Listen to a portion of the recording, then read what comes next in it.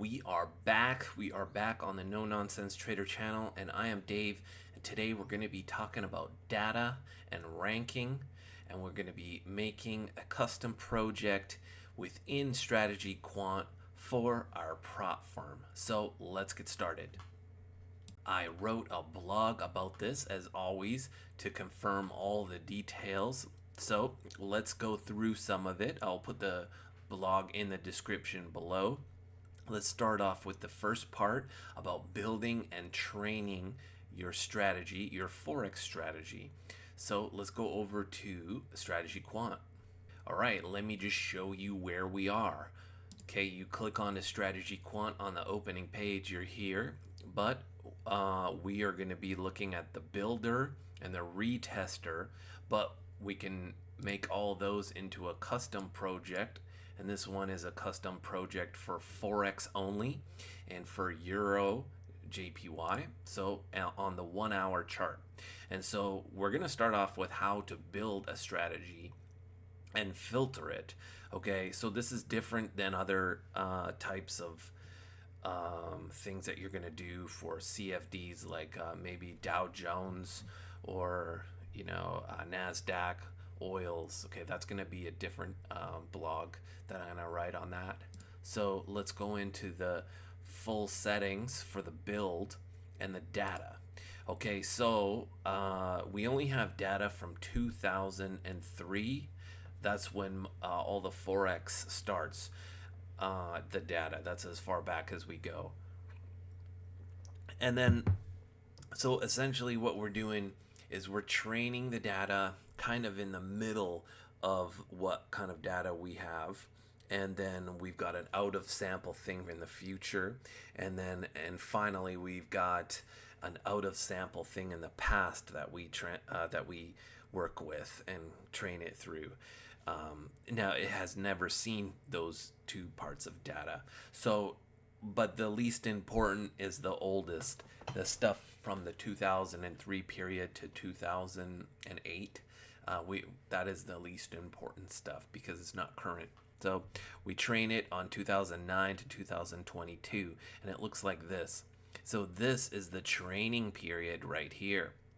This is where all the training happens to make that strategy with the building blocks. And then there's this thing called the in-sample validation. This just helps the genetic trainer, okay, and it helps from being overfitted. Okay, so that button, you can just click this one right here and it automatically does it.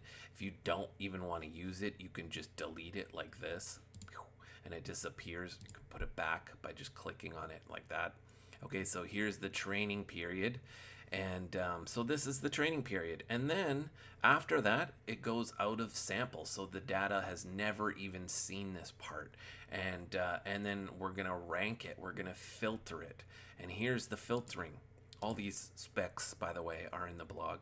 Here's the specs of how you're going to filter it. In the in-sample, you're going to have 200 trades at least, profit factor of 1.3, return drawdown ratio of 5, average trades per month is 2. Okay, and that's how we're going to filter the first sets of things that we build. And then next, we're going to do an out of sample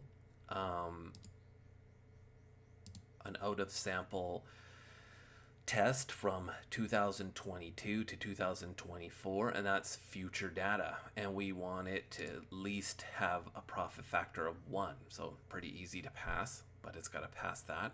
And then at the next, we're going to use out of sample from the very past, from the start 2003 to 2008. This is the least important amount of data. We don't care about stuff way in the past, but we're still going to use it, and it just has to have a profit factor of 1. And then finally, we're going to run it. We're going to retest it on different currency pairs. So that strategy is going to go through all of the data, roughly, that we have left for GBP, JPY, and it just has to have a profit factor of 1.1.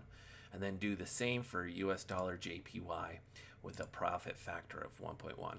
So it has a lot of out of sample things to go through, and then it has to retest on different currency pairs. So after all of this, you're gonna have a pretty good strategy, but we're gonna keep going through it and filter it and even more later. Now, one point to talk about here is the leftover data, which is from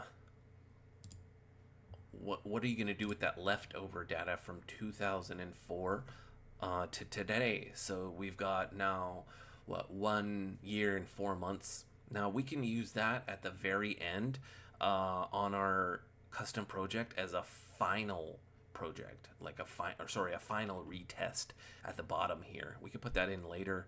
I'll show you how to do that, or you can just use that data by itself in the retester, just to sort through whatever leftover strategies you have. And any questions about this, definitely read the blog first, go through all of this. It's got all those details in here. And if you have any details that you want confirmed, hit me up with an email or write a comment below and I will answer it. If you like that, please press the like button. It means a lot to me. In the next videos, I'll cover indices, metals, and the settings for oils. And so you can have all that information next time, and I will see you then.